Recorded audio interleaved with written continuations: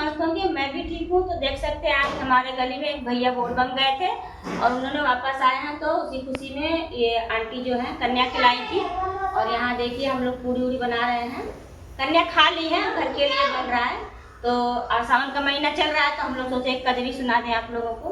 तो दोस्तों वीडियो पूरा फुल वॉच करना और गाना सुनकर जाना। अच्छा लगेगा तो कमेंट में हमें जरूर बताना और लाइक।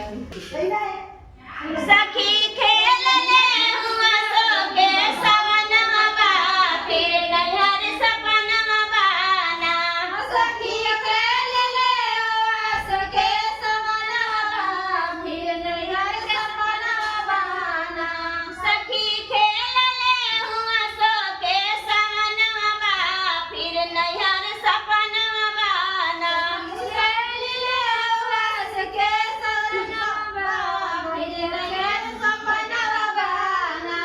आई है सासुर हमारे लेके डोलिया कहार। आई है सासुर हमारे डोलिया लेके कहार। आई है सासुर हमारे लेके डोलिया कहार। आई है सासुर हमारे लेके डोलिया कहार। उनके आगे पीछे बाती सो बजनवा बा, फिर नैहर सपनवा बाना। उनके आगे पीछे के बजनवा बा, फिर नैहर सपनवा बाना। सखी खेल ले हुआ सो के सवनवा बा, फिर नैहर सपनवा बाना।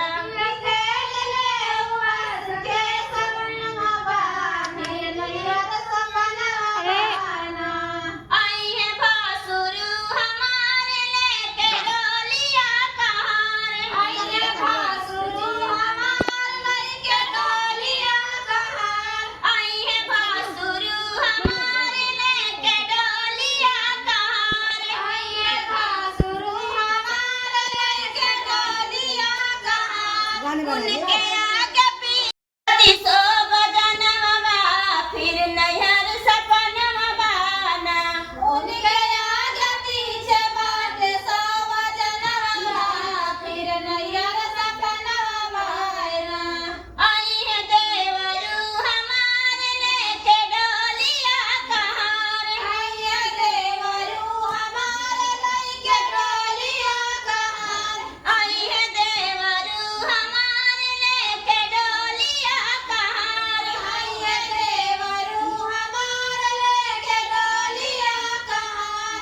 उनके आगे पीछे बाती सो बजनवा बा, फिर नैहर सपनवा बाना। उनके आगे पीछे बाती बजनवा बा, फिर नैहर सपनवा बाना।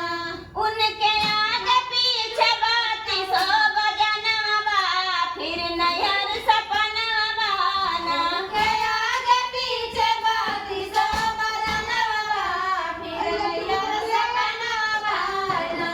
सखी खेल ले हुआ सो के सवनवा बा, फिर नैहर सपनवा बाना।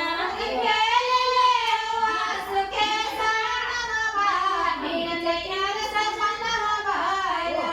सखी खेल ले हुआ सो के सवनवा बा, फिर नैहर सपनवा बाना। खेल ले हुआ सो के सवनवा बा, फिर नैहर सपनवा बाना। सो बजनवा बा, फिर नैहर सपनवा बाना।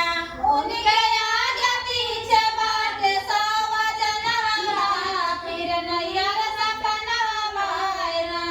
आई है देवरू हमारे लेके डोलिया कहार। आई है देवरू हमारे लेके डोलिया कहार। आई है देवरू हमारे लेके डोलिया कहार। आई है देवरू हमारे लेके डोलिया कहार। उनके आगे पीछे बाती सो